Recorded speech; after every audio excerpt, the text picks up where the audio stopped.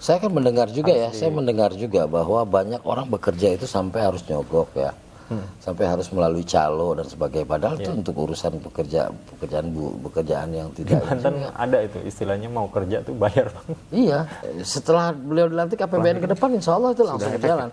Kita harus mempersiapkan, petani kita harus bisa mempersiapkan sayur mayurnya, berasnya, kemudian harus menyiapkan susunya, demand meningkat nanti di situ. Demandnya sudah. Jangan sampai nanti warga Banten jadi penonton.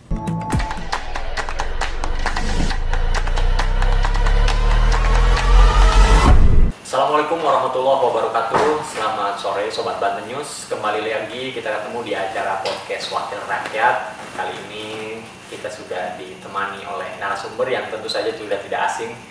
Rasanya podcast Wakil Rakyat di Banten News itu tanpa ada beliau kayaknya kurang asik. Selalu ada wajah muda, Ketua DPRD Provinsi Banten tentu saja. Saya sapa Bang Andra Soni. Selamat sore Bang. Selamat sore. Assalamualaikum warahmatullahi wabarakatuh. Waalaikumsalam warahmatullahi wabarakatuh. Ini kita take video ini udah maghrib sebenarnya, udah tenaga sisa kelihatannya. Dari pagi padat sekali aktivitasnya. Kesibukan apa aja sih Bang? Kok makin ini nggak ada santainya kelihatannya. Makin kesini. Ya konsekuensi ya dari tugas karena Wahyu juga kan janji sama saya jam 10 tadinya. 10, benar. Ya kan, jadi maghrib ya. Saya harus menyesuaikan juga ya. Kebetulan memang baru selesai kegiatan yang lain. Iya. Untuk paripurna tapi sudah kan kemarin? Nanti besok itu ada bamus terkait dengan pertanggungjawaban APBD. Tapi belum ya, masih bamus dulu. Iya. Sejauh ini tapi situasi Banten secara keseluruhan, Mbak Andra menilai kondusif. Alhamdulillah ya, Kita pasca pemilu kemarin ya. Provinsi Banten untuk pemilu tahun 2024 ini ya berjalan dengan baik, kondusif, dan kehidupan demokrasi ya juga baik ya di Provinsi Banten terkait dengan pemilu kemarin. Dan alhamdulillah masyarakat Banten dari dulu memang selalu menunjukkan bahwa menjadi masyarakat yang bisa ya dalam suasana persaingan tapi kerukunan dan persaudaraan tetap terjaga. Ya, itu juga mungkin yang dicatat banyak pengamat terutama di kalangan budaya mungkin sejarah Bang. Banten itu terkenal dengan kosmopolitan ya. Karena posisi wilayahnya pesisir gitu kan. Pelabuhan katanya dulu di Karangantu itu kan pelabuhan internasional. Melihat seperti itu artinya kesiapan budaya karakter orang Banten menurut Iya, Banten ini kan dari dulu kan terkenal tempat persinggahan ya. Jadi di abad ke-16 itu pedagang-pedagang dari Eropa itu berlabuh di pelabuhan Karangantu ya. Kesultanan Banten di masa kejayaan tersebut. Bahkan konon dan terkonfirmasi bahwa kita pernah punya perwakilan di Inggris ya.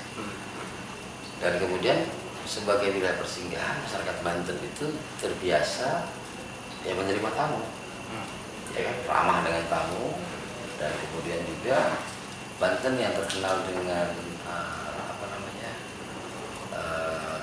masyarakat yang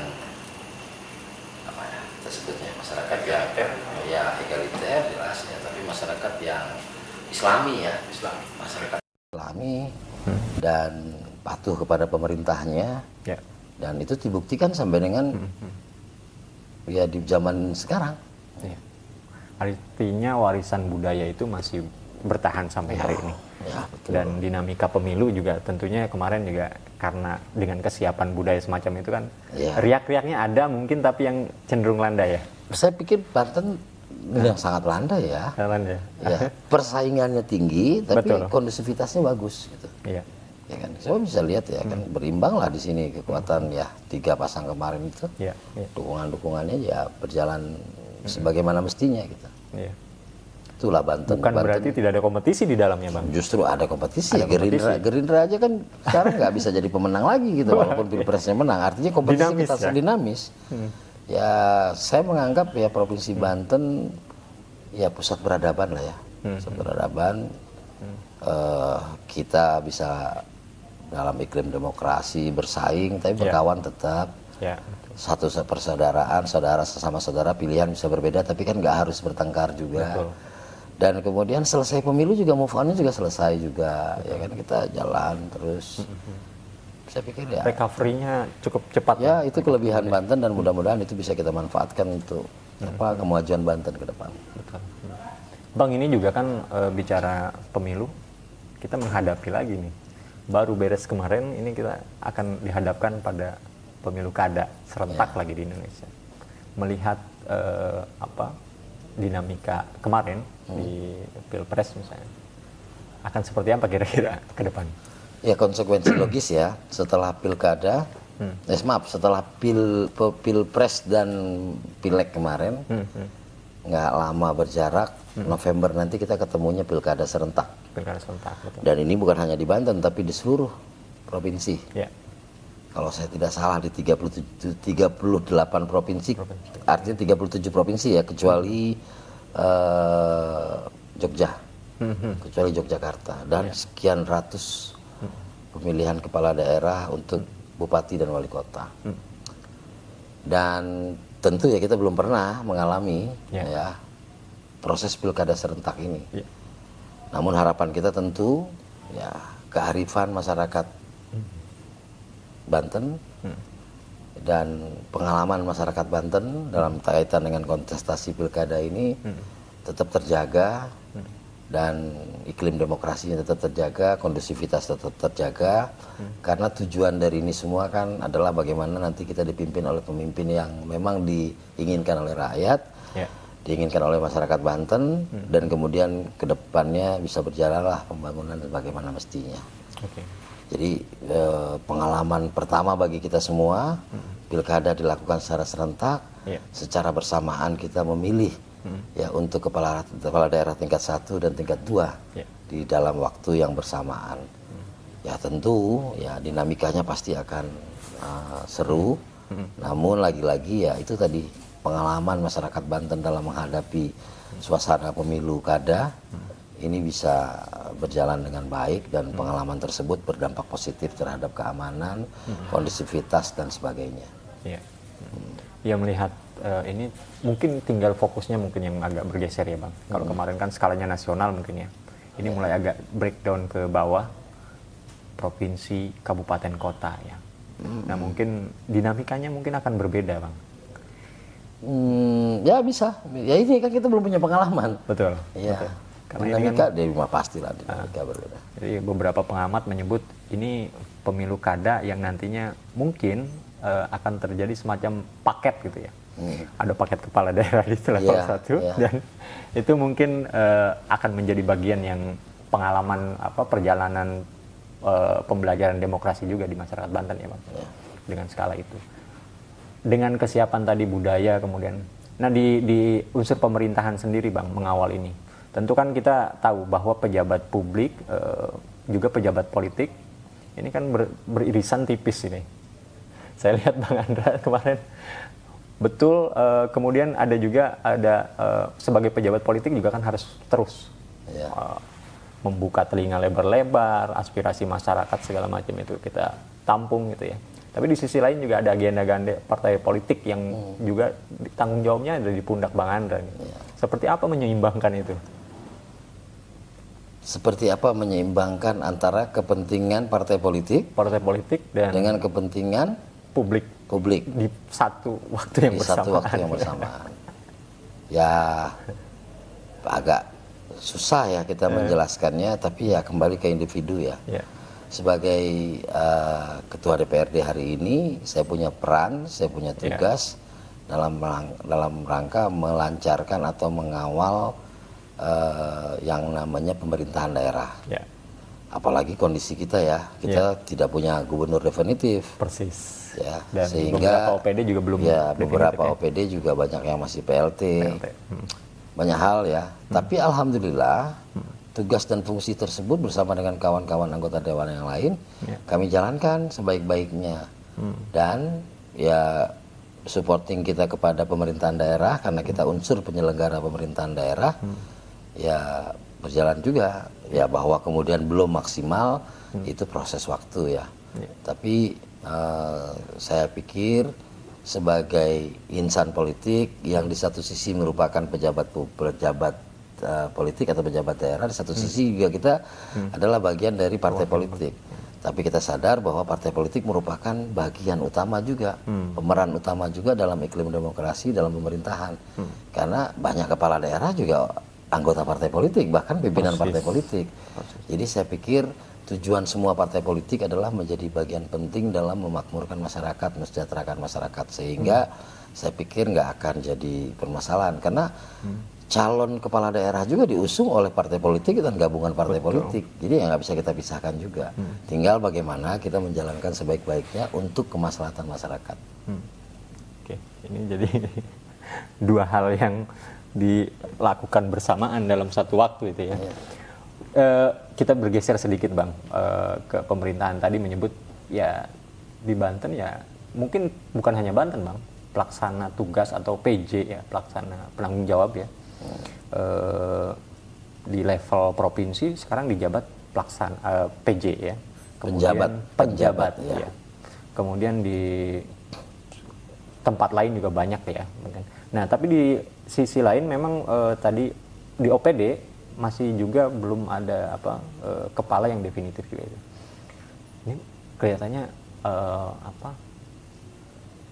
mekanisme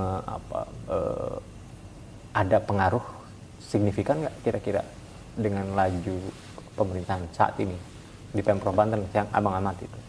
Kalau kita bilang tidak ada pengaruh sama sekali ya tentu ada. Itu enggak lah ya, pasti ada ya pengaruhnya. Pengaruhnya signifikan nggak kepada pelayanan publik atau kewajiban atau memang tugas daripada pemerintah dalam melayani rakyat, melayani masyarakat. Nah saya melihat dengan kondisi yang ada tidak optimal saja. Namun terkait dengan pejabat gubernur tentu ini adalah konsekuensi logis dari sebuah keputusan pemerintah pusat, dalam hal ini melalui keputusan MK terkait dengan pelaksanaan pilkada serentak. Ya otomatis ya pasti kita tidak ideal, tapi bahwa dengan kondisi yang tidak ideal tersebut, apakah pelayanan kepada masyarakat berjalan dengan baik, apakah capaian-capaian pemerintah juga bisa berjalan dengan baik, ya ini yang perlu kita koreksi bersama-sama. Ya hari ini ya saya menganggap semua berjalan, tapi memang tidak bisa maksimal karena kondisi tersebut. Jadi kalau seandainya penjabat gubernur kan merupakan penjabat ya, bukan definitif. Tentu dia mempunyai keterbatasan waktu juga, karena kan jabatannya hanya setahun. Ya, jadi makanya yang dipakai itu adalah RPD, Rencana Pembangunan Daerah, acuannya ke sana. Kemudian terkait dengan pejabat PLT yang ada di beberapa dinas yang sedang terjadi kekosongan. Ya komunikasi saya dengan penjabat gubernur tersebut, mereka bahwa beliau di satu sisi menunggu ya terkait dengan usulan beliau terkait dengan Perda SOTK. Tapi di satu sisi juga kawan-kawan di DPRD kan juga pandangan politik yang berbeda, sehingga ya belum ketemu. Nah terkait dengan kebijakan beliau tidak mendefinitifkan, ya kita menghormati ya kewenangan masing-masing selama tugas dan fungsi dinas tersebut itu bisa tetap maksimal. Artinya tetap saling mungkin mengisi ya di antara keterbatasan tadi, kewenangan tadi. Di terakhir yang update mungkin isu yang hangat di teman-teman media Bang, terakhir memang PR Provinsi Banten itu ini sebenarnya sudah kita obrolin juga tapi masih ini soal pengangguran Bang. Itu kelihatannya persoalan klasik, tapi memang ya salah satu pekerjaan rumah kelihatannya yang perlu dicarikan jalan keluarnya. Ya kan gini, permasalahan pengangguran tidak bisa kita serta-merta bebankan kepada penjabat gubernur. Karena kan kalau kita bicara tentang pengangguran ini kan proses panjang ya. Kalau kita mau jujur sebenarnya kan di masa PJ penjabat gubernur ini kan sebenarnya kalau bicara tentang prosentasenya kan turun. Tapi kan pengangguran itu ukurannya bukan hanya persentase, tapi kan jumlahnya. Nah, saya melihat bahwa ini menjadi PR kita bersama, menjadi PR kepala daerah yang ke depan, bagaimana kita mampu mengoptimalkan bonus-bonus yang ada di wilayah Banten. Pertama adalah bonus geografisnya ya. Kita ini punya laut, punya pantai, punya gunung, punya lebak, punya banyak lah ya potensi-potensi alam. Sehingga kita jangan hanya berorientasi bahwa Banten ini merupakan, sebagian Banten ini merupakan wilayah industri. Nah, selama ini kan kita terjebak dalam situasi itu. Kita bangga dengan ribuan pabrik yang ada di Banten, tapi faktanya penganggurannya masih banyak, sehingga ya kita harus berpikir lagi atau berpikir juga tentang potensi-potensi yang ada di wilayah ya agronya ya. Saya pikir itu. Jadi PR semua lah ya, PR kita, DPRD, PR teman-teman di media juga, walaupun tugas utamanya itu ada di kepala daerah. Nah, saya berharap mudah-mudahan kepala daerah ke depan punya sebuah gagasan, punya sebuah formula dalam rangka bagaimana kita bisa menurunkan angka pengangguran, meningkatkan kemakmuran. Merefleksi dari perjalanan Bang Andra, ini kan juga bukan dari kalangan orang-orang yang dari secara ekonomi nih, orang yang survive lah. Melihat tadi kesempatan kerja terutama Bang, kesempatan kerja. Ya, Bang Andra, saya kan mendengar juga saya mendengar juga bahwa banyak orang bekerja itu sampai harus nyogok ya. Sampai harus melalui calo dan sebagainya, padahal itu untuk urusan pekerjaan yang tidak. Di Banten ada itu istilahnya, mau kerja tuh bayar Bang. Iya. Jadi saya mendengar itu ya, dan saya berharap ya mudah-mudahan kita menemukan formulanya lah. Makanya penting itu 3 hal itu. Ada 2 hal dalam rangka menunjang itu. Pertama kaitan dengan kesehatan dan pendidikan. Saya nggak tahu mana yang harus lebih dulu, kesehatankah untuk mendapatkan pendidikan lebih baik, atau pendidikan bisa membuat kita sadar akan kesehatan. 2 hal itu akan mempengaruhi nanti kepada bagaimana kita bisa mempersiapkan tenaga-tenaga kerja yang siap diserap oleh dunia usaha ya. Tapi itu tadi, jangan selalu orientasi kita bahwa bekerja itu adalah di pabrik, bekerja itu di kantor. Ya kan? Bertani kan juga bekerja. Ya kan, inti dari pekerjaan itu adalah memiliki pekerjaan dan kemudian mendapatkan upah kan gitu. Dan kemudian untuk melaksanakan kehidupan dengan baik. Jadi saya pikir sudut pandang kita mungkin harus kita sesuaikan dengan zaman gitu. Jadi industri-industri yang ada di Banten hari ini kan banyak kan sekarang udah mulai ke industri yang padat modal. Ya.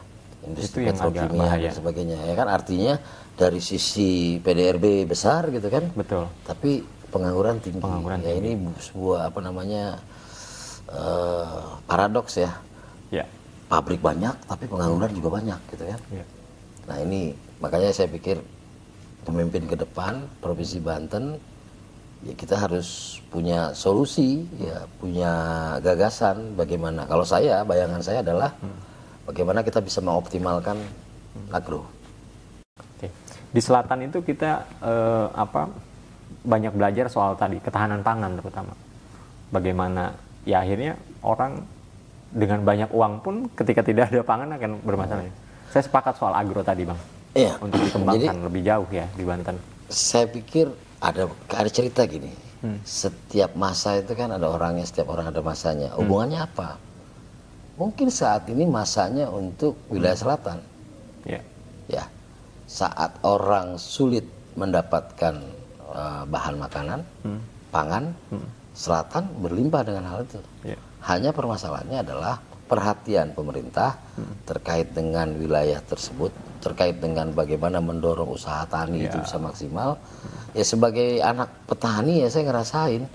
Itu ngebayangin aja kalau kita lihat, saya pernah satu berkegiatan di Pandeglang itu, saya lihat bagaimana petani mengeluh bukan hanya pupuk loh. Petani mengeluh terkait dengan irigasi. Ya kan, irigasi yang mereka miliki itu adalah irigasi yang dibangun sejak zaman masih di Jawa Barat. Artinya kan usianya sudah 25 tahun lebih ya minimal kan. Nah, kemudian udah banyak itu apa istilahnya ya, semacam kayak hama yang kemudian masuk itu kemudian bocor. Ya Kemudian juga ada keluhan mereka juga bagaimana mereka dalam hamparan yang luas itu, petani itu harus bawa hasil panennya itu ke rumah atau ke jalan itu jaraknya jauh, sedangkan jalan usaha taninya nggak ada.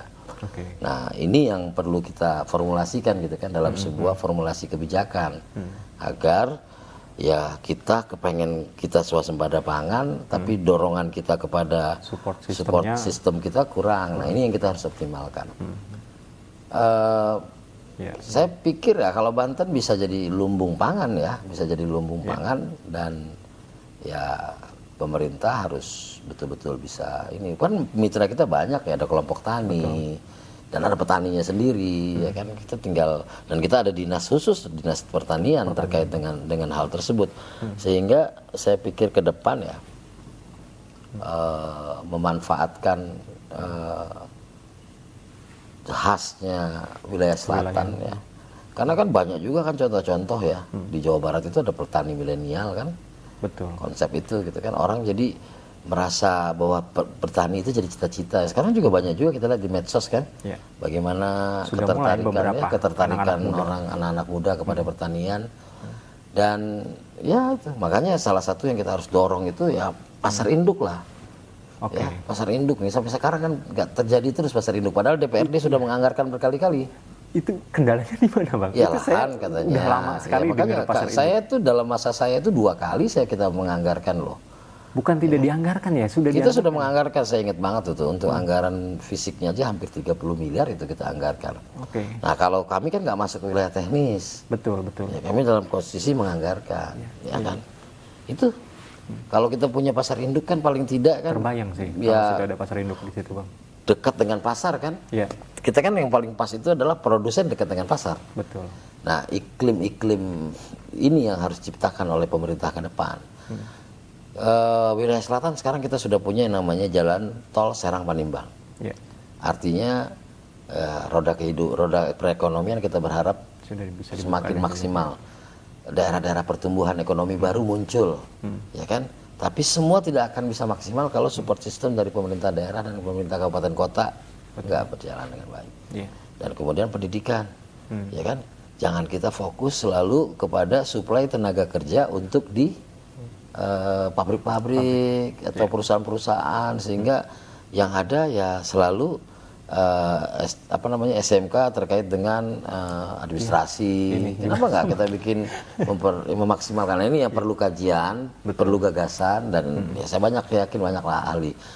Kalau saya tidak salah ya kita punya kampus Untirta itu kan juga ada ya kan bidang terkait dengan pertanian kan. Bahkan kalau nggak salah sudah bisa membuka perikanan, S3 perikanan dan sebagainya. Ini mesti kita maksimalkan. Jadi potensi lokalnya mesti kita maksimalkan. Ya kayak orang kuliah ya sekarang kita kan ada kampus. Nggak akan bisa kampus itu berkembang kalau keinginan kuliahnya nggak di situ. Nggak akan kampus itu bisa naik grade-nya kalau seandainya kita tidak maksimalkan di situ. Termasuk rumah sakit. Ya, Provinsi Banten sudah membangun banyak rumah sakit, bahwa kemudian ada kekurangan ya kita harus mengoptimalkan. Ya, kita harus memanfaatnya kita optimalkan supaya ya pengelolanya juga bisa memaksimalkan nanti fungsi dan perannya untuk itu. Jadi saya pikir kayak bagaimana salah satu upaya mengurangi pengangguran itu ya memaksimalkan usaha tani, fasilitasi dengan pasar induk. Jadi sekolah menengah kejuruannya juga harusnya ada. Iya, kan dulu ada SPMA ya. Dulu ada SPMA ya. Ada SPMA. Ya, ini jadi agak aneh memang kalau misalnya di daerah-daerah pertanian. Karena tren. Dulu trennya kan orang industri ya. Betul. Ya, dan sekarang kan industri sudah menjawab. Ya, tren berubah. Lembaga pendidikannya masih format itu. Nah, itu yang harus ya kita harus banyak diskusi lah ya, harus banyak diskusi, dan kemudian ya tadi kebijakannya juga bisa ini. Sejauh ini Dewan tetap ketika kan dinas di SMA SMK itu kewenangannya di level provinsi ya Pak? Iya betul. Sejauh mana dari OPD untuk terus terutama Dewan juga mendorong ada penyesuaian mungkin Bang? Akhirnya kita bicara hari ini tentang volume ya. Jadi ketersediaan bangku. Kalau terkait dengan kewenangan provinsi pendidikan di tingkat SMA, SMK atau SKH itu menjadi tanggung jawab provinsi. Iya. Dan kemudian kita selalu berhadapan dengan PPDB yang begitu ya. Karena apa? Ini kan terkait dengan supply and demand-nya. Iya. Jadi supply orang yang butuh sekolahnya, keinginan orang untuk bersekolahnya tinggi, tapi kita belum mampu menyediakan fasilitas pendidikannya. Sekalinya kita belum bicara kualitas ini, kita baru bicara tentang fasilitas pendidikannya, sarana prasarananya. Nah PR-nya kita masih di situ. Padahal di satu sisi kita juga harus mulai bergerak juga untuk yang link and match tadi. Ya kan? Jadi kalau seandainya kita pertanian ya juga SMK yang membidik, kita harus perkuat juga gitu. Jurusan-jurusan yang kira-kira sudah jenuh sebenarnya. Iya, karena gini, global itu kan krisis pangan kita akan menghadapi krisis pangan. Iya. Dan di dalam pelajaran-pelajaran kita kan juga dicontohkan pada kisah-kisah zaman Nabi dulu kan. Ada satu wilayah itu sampai 7 musim kan, mengalami kekeringan, segala macam, kan itu bisa terjadi juga di kita. Nah sehingga bisa terjadi di belahan dunia di sekitaran kita. Kita dites kemarin sebenarnya, El Nino kemarin. El Nino. Agak telat-telat Pak nih, makanya beras naik. Iya betul El Nino. Dan kan bukan tidak mungkin kan nanti ya kan. Kan alam mengajarkan kita harus prepare, kita harus bersiap-siap. Makanya penting kita menjaga lingkungan kita, penting kita menjaga kawasan pertanian kita. Di Tangerang udah susah kita cari pertanian. Ya kan? Kebayang. Karena kebutuhan orang terhadap rumah tinggal itu tinggi. Akhirnya sampai laut aja diuruk sekarang kan. Itu jadi kita masih menjaga wilayah selatan itu gimana pertanian itu bisa menjadi sumber penghidupan dan memang harus diakui. Tadi saya bilang saya anak petani, saya bisa punya kehidupan karena orang tua saya bertani. Ya, gitu. Karena ada pengalaman pribadi langsungnya. Iya. Jadi cara pandangnya juga harusnya berubah berarti Bang. Iya, menyesuaikan lah, menyesuaikan. Dianggapnya daerah minus kalau dari sisi PAD.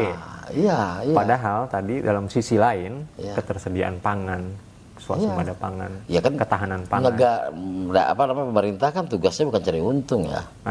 Tugas pemerintah kan melayani dan mengatur. Nah, bagaimana kita bisa melayani dan mengatur? Kita ya tadi desa itu kan terkesan bahwa desa itu tertinggal dan sebagainya. Padahal enggak. Orang-orang besar yang hari ini datang dari desa loh. Banyak orang-orang sukses, orang-orang kaya. Berkemampuan bayar pajak ini juga banyak dari desa. Banyak orang-orang desa juga punya mobil, bayar pajak, punya motor, bayar pajak STNK dan sebagainya. Jadi janganlah kita mandang sebelah mata ya ke desa. Dan saya pikir apalagi kita harus sudah bisa modernisasi ya desa itu dengan dulu PR kita listrik, disdes ya kan. Sekarang PR kita mungkin internet. Ya, gimana desa itu, masyarakat desa itu dapat pengetahuan yang positif tentang bertani dan sebagainya. Trennya harus desa ini, membangun dari desa lah. Membangun dari desa. Saya senang tuh. Dan soal tadi kesempatan, bahwa kesempatan itu milik siapa saja. Dan negara saat ini kan sudah membuka itu sebenarnya. Oh iya. Ya kalau bicara tentang kesempatan milik siapa saja itu jelas. Jelas itu. Ini tagline menarik sebenarnya. Kesempatan milik siapa saja. Kesempatan bukan kepada yang sempat. Ya, kesempatan itu kepada yang mau. Ya. Mau berusaha, mau berupaya, dan mau belajar, tekad kuat. Orang bilang kesempatan tidak datang 2 kali, itu aji mumpung. Tapi kesempatan itu bisa dipersiapkan. Ya, kalau kita mengisi diri kita, belajar dari pengalaman kita, ya kan, itu bisa. Makanya saya pikir contoh yang terkait dengan desa tadi menarik. Nyambung nih ya programnya Pak Prabowo nih. Saya pas nih, karena saya boleh lah diskusi Pak Prabowo. Ini kan bagian dari pemerintah sama. Iya, karena dia akan menjadi kepala pemerintahan yang di Oktober. Itu kan ada makan siang gratis. Untuk seluruh. Ini efektif berarti nanti kapan? Nanti kalau seandainya setelah beliau dilantik APBN ke depan, insya Allah itu langsung berjalan. Kita harus mempersiapkan, petani kita harus bisa mempersiapkan sayur mayurnya, berasnya, kemudian harus menyiapkan susunya, demand meningkat nanti di situ. Demandnya sudah. Jangan sampai nanti warga Banten jadi penonton. Ini yang penting itu, perlu kita persiapkan. Ya kan, contoh lah kayak beras kan, akhirnya kita harus impor. Ya kan? Ini beras lucu. Kalau dari impor ya berarti kita udah nggak swasembada kan? Betul. Nah ini yang harus kita ini. Makanya semangat spirit dari Pak Prabowo terkait dengan makan siang gratis itu pasti ada multiple efek. Betul. Itu yang akan terasa itu di depan akan mata. Terjadi itu. Pergerakan ekonomi di masyarakat gede loh, 400 triliun lebih itu seluruh Indonesia. Betul. Ya kan, nah tinggal kita lihat formulasinya gimana pelaksanaannya. Tapi saya yakin ya para pakar-pakar yang bersama Pak Prabowo sedang mempersiapkan ini, dan saya berharap mudah-mudahan kita bisa memanfaatkan itu. Betul. Karena Banten ini dari Jakarta deket banget, Bang. Sangat dekat, naik aja pohon paling tinggi di sini kelihatan tuh Monas. Kelihatan Jakarta. Iya. Dan kelihatannya, dan Banten yang harusnya menjadi satelit atau penopang Iya. kebutuhan. Banten itu kan penduduknya tadi. Siang hari 12 juta. Ya. Malam hari 20 juta. DKI siang hari 20 juta. Iya. Ya, malam hari 12. Karena harus ada yang ke Rangkas, ada yang ke Cisauk, ada yang masuk ke... Ya artinya orang mencari nafkah di DKI tapi tinggal di Banten. Tinggal di Banten. Betul. Walaupun masih paling banyak itu Banten itu masih di Banten bagian utara. Ya kan? Tapi kan ke depan kan kenapa tidak mulai masuk ke Serang, masuk ke Rangkas. Kan Rangkas sendiri kan sudah sampai double track. Kereta api sebentar kan. Kalau saya belum pernah sih memang naik kereta api dari Rangkas ke... Harus nyobain, Bang. Saya harus nyobain gitu. Ya kan? Dan orang yang memilih sekarang perumahan justru di Rangkas. Betul, iya. Karena ada double track, ada komuter lain, dekat sekali. Iya, ada dibanding dari Serang kita harus. Betul, makanya saya pikir Banten ini punya potensi lah. Potensinya besar. Ya kita lihat juga kalau nggak salah dekat Maja itu ya, Maja itu ada perumahan besar kan. Maja. Daerah Maja. Tapi Bang tadi ini sekalian menyinggung tadi makan siang gratis nih. Demand-nya sudah ada nanti nih ke depan. Dan cuma memang problem kita memang di Banten, terutama kota Serang, siklus padi itu terlalu jauh putarannya, Bang. Beras itu ya. Kita bayangkan dari sawah luhur, panen di sawah luhur, tapi karena sudah pupuk dan lain-lainnya sudah pinjam dari pemodal ini, harus transit dulu ke Jawa Barat, muter dulu, digiling di sana, dikemas lagi, masuk lagi Pasarau. Jadi jauh, puterannya jauh. Kita punya dinas pertanian sebenarnya, Bang. Dan nanti mungkin itu ini perlu bisa didorong untuk juga. Dulu kan semangatnya Pak Gubernur Pak Wahidin Halim waktu itu bagaimana kita memotong jalur alur pangan memotong jalur tengkulak atau rentenir dan sebagainya. Itu dengan membangun ABM kita punya ABM, agrobisnis. Ya mungkin sekarang belum dimaksimalkan oleh makanya harus berkelanjutan. Kan itu baik ya. Betul. Itu baik, itu harus berkelanjutan. Supaya nanti ABM ini bisa benar-benar menjadi wakil pemerintah dalam rangka memutus rantai itu, sehingga petani-petani kita ya bisa lebih bisa lebih maksimal lah. Ya sayang juga gitu, tapi ya secara ekonomi juga kok bisa gitu ya. Padi kita bawa lagi ke sini dengan harga yang tentu saja sudah jauh berbeda. Dan dibeli gitu kan. Padahal pilihan banyak. Ya artinya kan ini kan sistem pengelolaan aja kan, sistem pengelolaan maksud saya pastilah ada pemain-pemainnya yang bisa membuat itu lebih efektif, lebih murah. Jadi butuh sosok kepala daerah yang bisa memangkas tadi itu. Dan tadi saya akan langsung ini juga ke Bang Andra. Kewenangan sekarang Ketua DPRD masih agak terbatas nggak sih? Kalau saya kira Bang Andra kalau saya bilang terbatas, saya mengeluh ya. Tapi intinya gini, DPRD itu kan legislatif ya. Tapi dalam rumpun Pemda nih, makanya disebutnya penyelenggara pemerintahan daerah adalah gubernur dan DPRD, ya kan? Jadi ya di satu sisi kita nih nggak bisa bilang kita cuma punya fungsi pengawasan, budgeting, legislasi. Tapi kalau kita benar-benar menyelaminya, ya sebenarnya kita punya peranan besar. Dengan pilkada serentak ini kan momentum. Betul. Momentum kepala daerah ya punya waktu masa tugas yang sama. Betul. Dengan presiden gitu. Artinya sehingga nanti bisa kelihatan ya tuh nanti. Betul. Akselerasinya nanti akan terlihat. Akselerasinya akan bisa maksimal. Antara pusat dan daerah akan terkoneksi lebih cepat. Pusat kan dengan kewenangan yang begitu luas, daerah yang punya wilayah, terus kabupaten kota yang punya masyarakatnya, gitu kan. Itu bersinergi dengan tujuan Indonesia maju. Kalau Pak Prabowo sudah merestui, partai sudah merestui, kemudian masyarakat juga sudah mendorong, saya kira tidak ada alasan lain untuk... Ya, bicara pilkada tampak sederhana, tapi prosesnya harus dilalui bab per bab. Ya, mungkin kalau lebih detailnya alinea per alinea. Ya, ini prosesnya masih berjalan.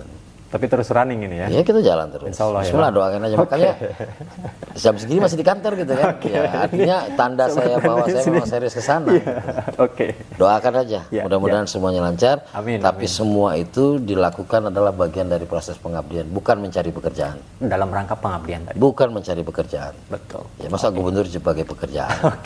Ini trennya. Baik, Bang Andra, terima kasih banyak waktunya, Bang. Sudah banyak tadi insight yang didapatkan oleh sobat-sobat Banten News yang juga menyaksikan tayangan ini. Kita doakan yang terbaik buat Bang Andra. Amin. Dimanapun ditugaskan nantinya. Amin. Oke, Sobat Banten News, kita ketemu lagi dalam sesi podcast selanjutnya di podcast Wakil Rakyat DPRD Provinsi Banten. Saya Wahyu Arya undur diri, dan Bang Andra, terima kasih banyak. Sampai ketemu lagi di podcast selanjutnya. Assalamualaikum warahmatullahi wabarakatuh. Waalaikumsalam warahmatullahi wabarakatuh.